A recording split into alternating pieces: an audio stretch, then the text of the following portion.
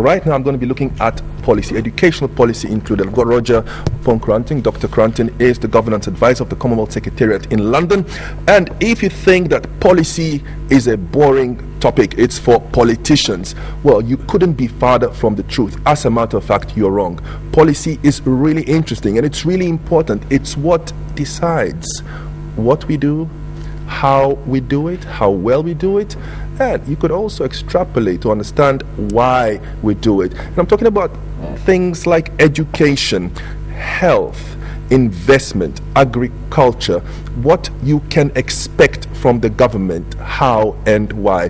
That's what policy is about. Now, how different policy is from, say, programs or rules and laws is something that I'm going to be finding out, and how well we are doing in terms of what we say we want and what others are doing in the same regard is something that Dr. Cranton is possibly going to share with me and with you in the next 50 minutes. If you have a question on policy, be it educational policy, health policy, agriculture policy, investment policy, trade and industry policy, those are the 5 that I'm going to be focusing on, and I'll be explaining the reasons why to you, why that focus is, and to Dr. Cranton as well. Dr. Roger Poncrantin is the governance advisor of the Commonwealth Secretariat in London. He's live in the studio here with me. You can direct your questions at once to my guest via Facebook. Just find us on Facebook, like us, post to our wall. It will become part of our discussion in real time, of our dialogue. Good morning. Welcome to Sunrise. How are you doing? I'm fine, thanks. Very well. Well, you were very kind, to write a little bit about policy for us. An overview. You mentioned the Center for Strategic Initial Studies 2011 report, and you say that Ghana possesses many of the attributes of a successful state. I mean, we are a paragon of stability and good governance, a shining example for the rest of Africa. Our norms in terms of democracy appear to be entrenched. Our economy is fairly managed, and we have a growing middle class. The rule of law is respected. The civil servants have some well-trained technocrats in it, and there's an active civil society, although it's partisan.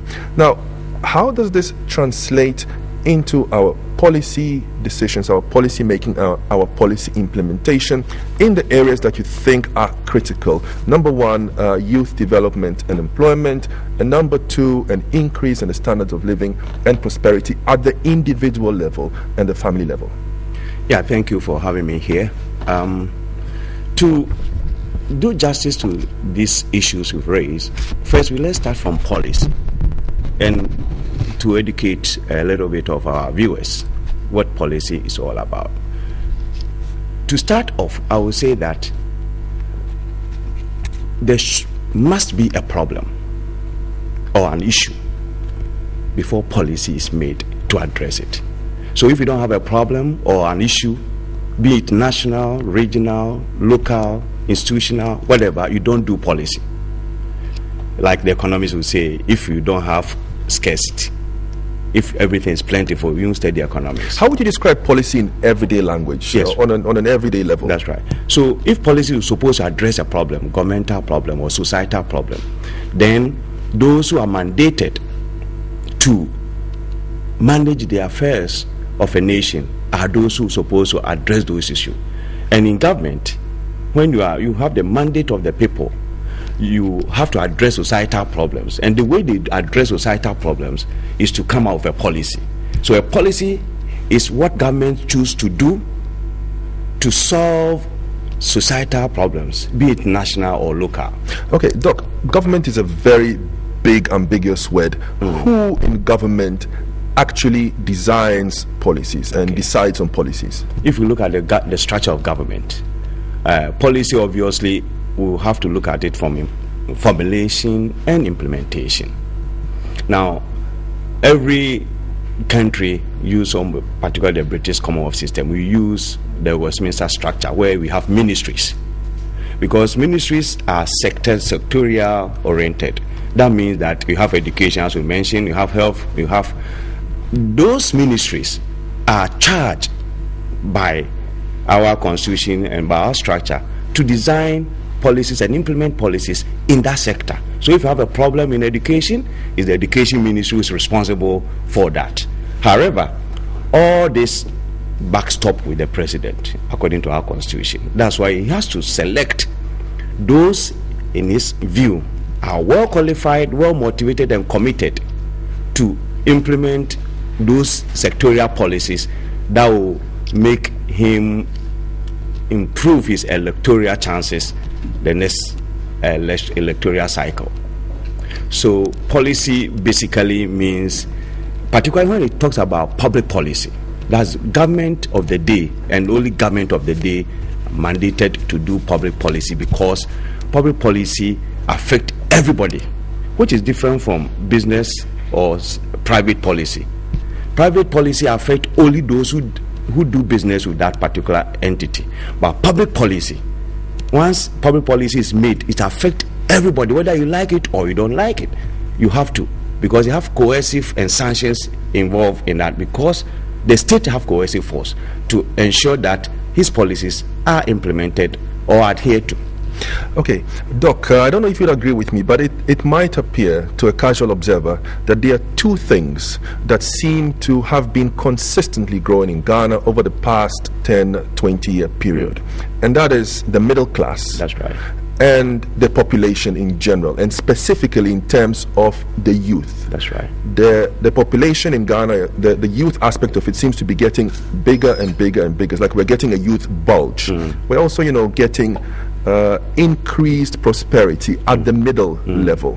So I'd like us to look at how possibly policy can address those situations and the demands and the deficiencies that they create by looking at the youth policy, the educational policy, because that has to do with the youth, the agro policy, because we have to feed ourselves. Nutrition is so important, investment, as well as trade and industry. And I'd like us to look at it from the point of view of the recent batch of ministerial nominations or appointments made by the executive. So let's start with the youth policy, because you actually mentioned that in your write-up. Yes, that's right. What would you advise us to consider in terms of our youth policy? Yeah, as we rightly said, we're having a ever increasing youth population. The youth have been touted as the future leaders. Now, if you have a future leaders who are not grooming, you are not growing, you are not empowering, then obviously we have a problem on our hands. If we look at the population structure, census, about more than half of Ghana population is youth. Therefore, it's an important thing to consider. However, most government has never been able to get around this to make sure that the youth have given jobs opportunities. The youth are taken care of through policy. As I mentioned, government cannot do anything, cannot solve any problem without coming out with a policy. A policy will indicate how the problem the government sees it, how he sees it. Okay, and also in simple terms, Doctor, explain to me how a policy could possibly address youth employment. That's right. As I was saying, the government have to first understand what is the problem. Youth problem. What problem is the youth facing? Obviously, it's unemployment. So that is a problem you identify. Now you have to come out with a policy that will address unemployment, particularly youth unemployment in the country. So now you're going to have options. You have to look at alternative ways of dealing with unemployment. And I'm saying previous government have tried different options. What I've seen is that it's not coherent enough. The youth are still on the street, the urban migration. So you have to look at what is fueling the unemployment in this country. That's so that you can address it. Because if you don't know the problem, you cannot come out with a policy solution. Okay, Doc, many might suggest or respond by saying, well, if you see lots of people on the street trying to engage in economic activity at the micro scale, well, that's where entrepreneurship and growth begins. So that has to be encouraged. What would you say to that? No, that is underemployment. If you see youth selling dog chain or one cassette tape on the road, by the roadside every day, you wonder, how can they survive? Micro trade. Yeah, but it's not good enough, because the labor they put in and the income they get out of it is negative. Okay, how can policy address this and enable these young people to do something more substantial, as I seem to understand you to be implying? Yeah, the policy is supposed to look at the various options and select the best solution, and some of the solutions are prescribed. looking at what other Commonwealth countries have done, like India. India went, first and foremost, training is important. So education is critical to youth. Because if you are not trained, then it means you are like just a natural resource sitting in the soil somewhere. You are of no use. You have to become economic resource. Economic resource is when we can use you for development. Okay. And therefore, education, if you have not trained them properly, they are not of any economic importance to the country. Okay, I'm glad that you mentioned India, because India has chalked, impressive results in agriculture, in IT, and also in culture and entertainment. That's right. I mean, the Bollywood entertainment industry is the second largest in the world. In some respects, the biggest in the world. How does the youth, the educational, the culture, and the agriculture policy of India differ from those of Ghana? It differ in terms of coherence. What do you mean by that? I mean, the policy in Ghana, what I see is that their policies are scattered all over the place. We don't have convergence of policy, because if you look at the Indian one, you start with education, you start with various and training, skill development, then you go into ICT, because once they have the basic skills, they went big time. Because look at India population, their youth, and they realize that ICT is one of the fastest way of getting the youth employment. Because countries, when you have ICT, and Ghana, we have the youth have that resolve, the tendency, the capacity, and the resourcefulness. So if Ghana decide that, look, for youth employment, let's go big way into ICT, which almost all the youth can, then you're going to get employment created, because you're going to get outsourcing. Now in Africa, let me tell you what other governments are doing to catch up with India. Kenya and South Africa, they mean to big time ICT. And you see, if you go to Kenya, Nairobi, you see a whole lot of outsourcing companies from UK and US getting to Kenya to get them a lot of employment. In South Africa, the same thing. What Ghana doing? We've been talking about ICT. We have ICT policy. The youth are still there. Not that we don't have the raw material with the youth, but we haven't been able to put a coherent policy that will get them trained so that they become economic viable option for both Ghana and getting investment in this country.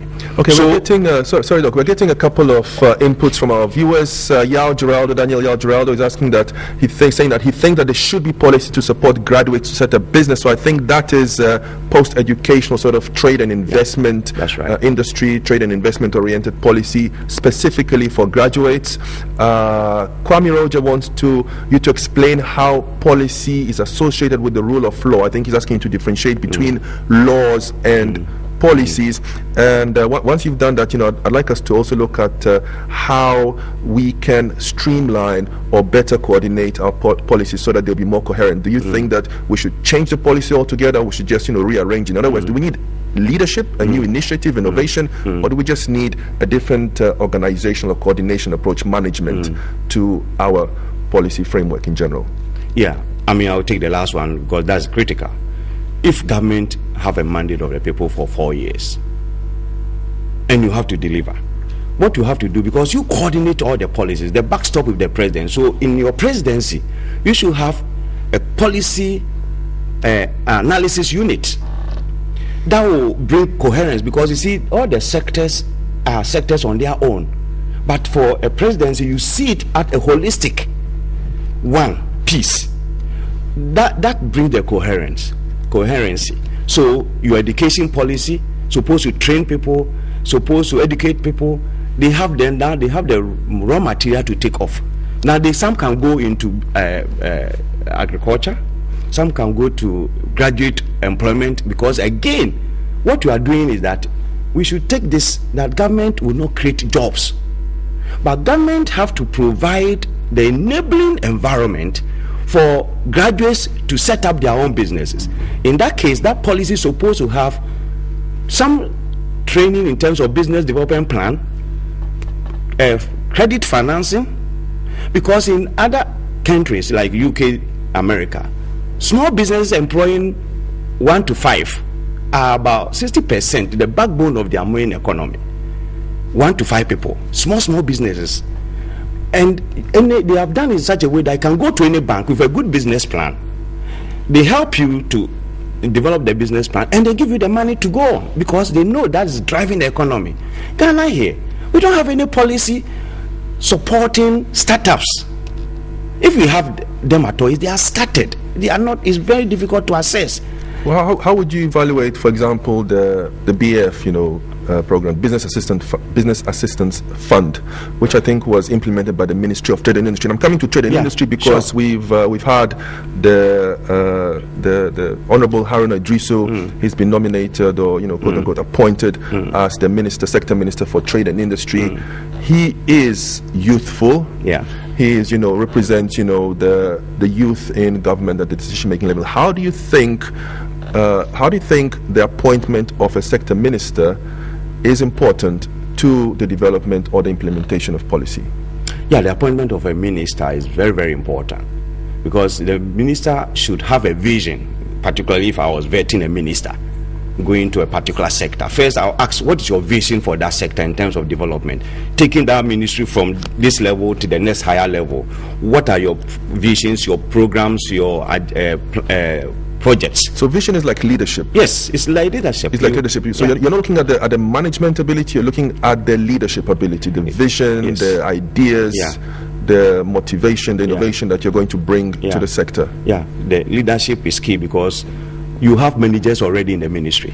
You have to have a leadership skill.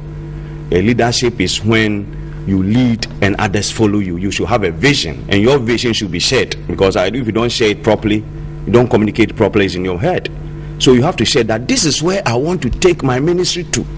If you are, say, Minister of Trade and Industry, you want to look at the industry, which is very, very weak in this country. Our industry percentage in the GDP is just about 9%. But it's improving. But not visibly, not in terms of goods we see here, but in general terms, there are marked signs of improvement. Like manufacturing. Manufacturing is about 9%. It's not they are not competitive because they have not created the necessary environment, enabling environment for local industry to survive. They are the beef and core to Chinese and all this. So you have to have some policy to protect, and you have to understand the workings of globalization so that can use the globalization to your advantage. So you have to have a minister who understands. If you're a trade minister, you have to understand the concept of globalization, the trends of globalization, who are the key players, what advantage can I get using the globalization for my country, and that is very critical.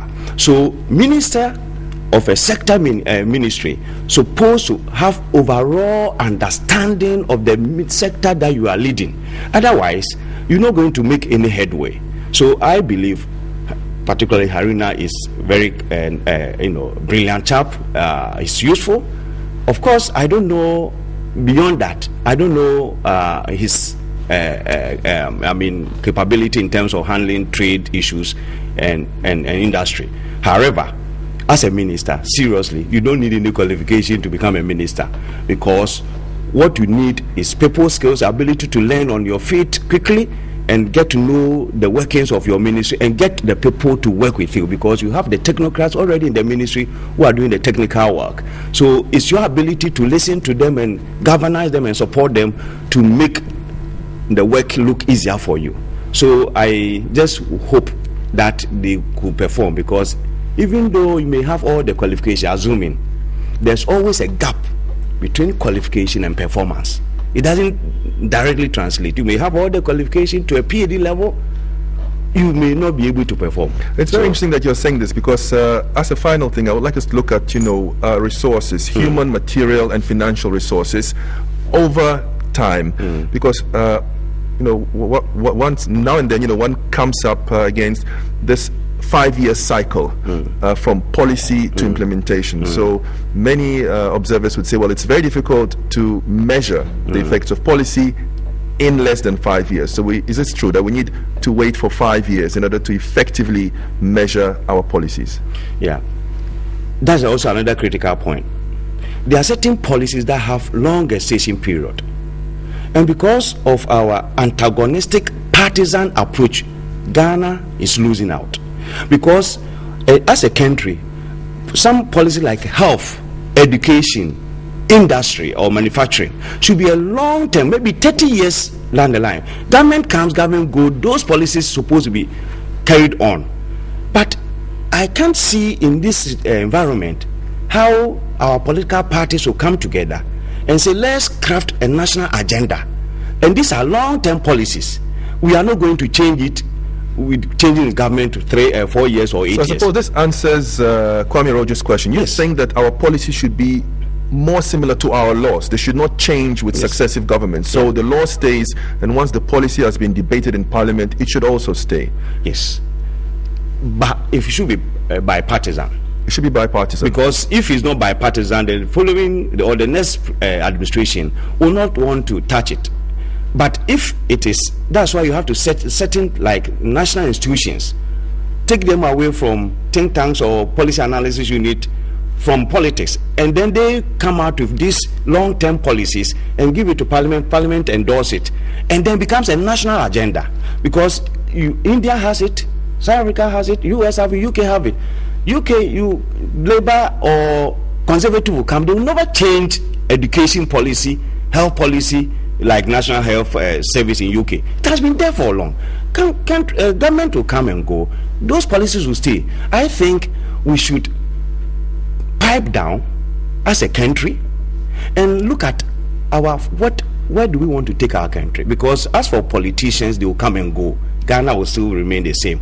We should develop. You either develop, because that's, change is the only constant thing that will happen. So either Ghana develop, appreciate, or we deteriorate. We cannot remain the same. So my word in terms of policy is that for government, any government in power, you should have policy coordinating, so that you bring all the policies together. Because what you want to achieve is development. You need to develop your agri, you need to develop education, you need to develop your infrastructure, you need to create jobs. So all this have to come together. Otherwise, if you leave them at the sectorial level, they become standalone policies which may not work together to bring development. So I think I saw something like Dr. Gariba appointment, a senior policy advisor. Senior policy advisor. He's a policy person. I don't know the setup that he have, and I don't know how he's going to operate, but I think it's a good beginning. I'm waiting to see how that will translate into policy coordinating, monitoring policies across the ministry, and advising the president when they are short for that this sector is not pulling up, so we should go and find out what is going on so that we make them work. So I hope that they will staff the place with some policy analysis, because over the years what we have lacked in this country is serious policy analysis to help the presidency to have a very critical look, so that you have a holistic policies to implement. Otherwise we're going to non-partisan or at best bipartisan. If I should be bipartisan analysis. Yes, because thank you very much. Thank you. Okay. Thank you very much. Time has run out for us. I know that this is something that we could both talk about for hours.